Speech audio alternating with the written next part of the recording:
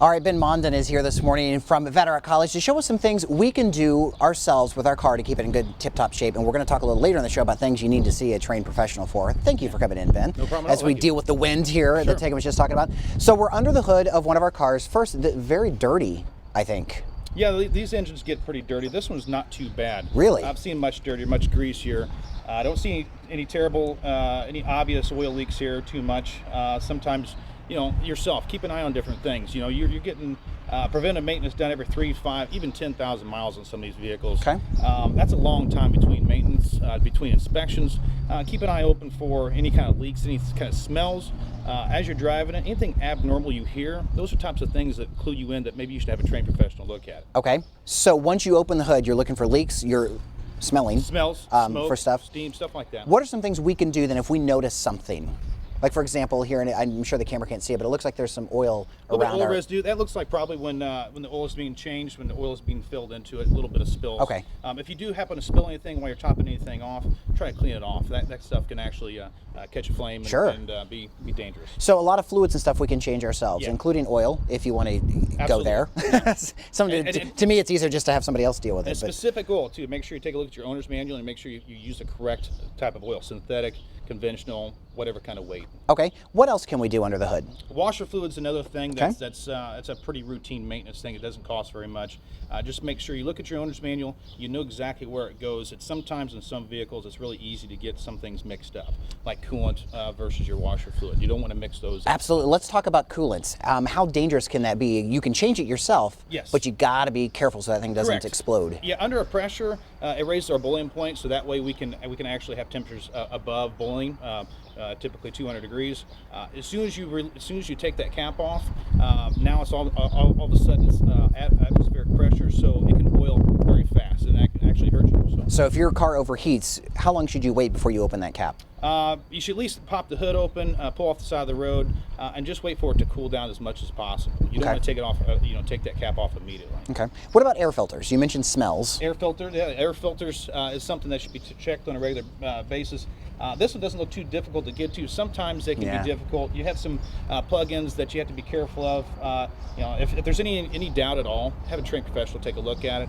Sometimes they do have meters on them that you can take a look to see what kind of condition it's in. All right, better safe than sorry. Coming up in about a half an hour, we're going to come back out here with Ben. He's going to show us some other things that you probably shouldn't tinker with. That's when you take it in to a trained automotive professional. We'll be back with more KHQA this morning right after this.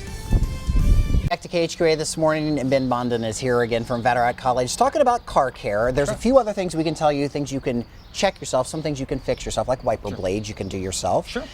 Light bulbs, sometimes when those go out, sometimes you can change them, sometimes... Sometimes. Some things have to be removed to get to these lights, and these days we make the manufacturers make our vehicles very compact, and there's not a whole lot of space. So sometimes a trained professional is the best route to replace these lights. And sometimes, personal opinion here, it's well worth the money to have them change a light bulb or Absolutely. something than the frustration it would get me to get Sometimes to it. these light bulbs can be pretty expensive, $100 or more Oh, for wow. a light bulb, for a headlight bulb, yeah. And you drop that or they touch it.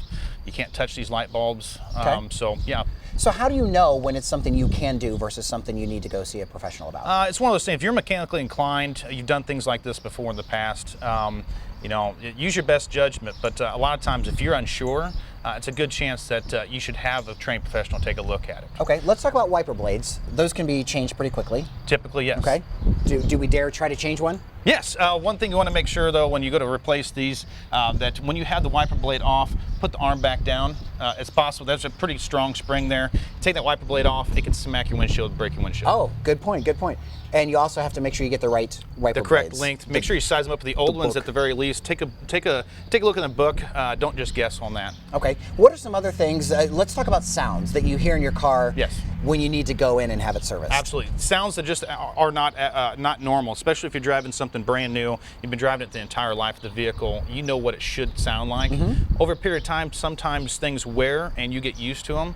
So, taking them in for an oil change, getting things looked at, that inspection process, getting a fresh set of ears on the situation can sometimes be the best route. And those sounds can come from under the hood, they can be under the hood. car, they can come from your tires. Come from your tires as well. Having your tires taken a look at on a regular routine basis, not only the condition, but the wear, the tread depth, as well as air pressures. And air pressures can be found in your driver's door jamb. Sure, and a lot of newer cars have the thing where it says, you know, your air pressure needs to be checked. Yes. Some will tell you what the PSI is, and some Absolutely. just say check it. I wouldn't completely depend on that, because if there's an error, some sort of fault in the system, you can't really depend on it. So, you know, just get yourself a $5 gauge, take a look at it weekly. Okay. Humans, once a year, usually medical checkup, twice a year dental checkup, once a year eye exam. Sure. What should you do for your car? When should we have regular checkups for Well, these I'd guys? say a minimum, if you're doing your own maintenance, everything, I say a minimum of 2 times a year. You know, the summer and winter. But vehicles, again, are so complicated these days. I would have it done as often as possible. You really can't go wrong with having it checked out on a regular routine basis. And just be in tune to your machine here. Absolutely. All right, Ben, thanks so much for coming in. Thanks for the Appreciate advice. If you missed any of this, we're going to have it on KHQA.com a little later this morning. Now here's Tegan with a check of our forecast for today.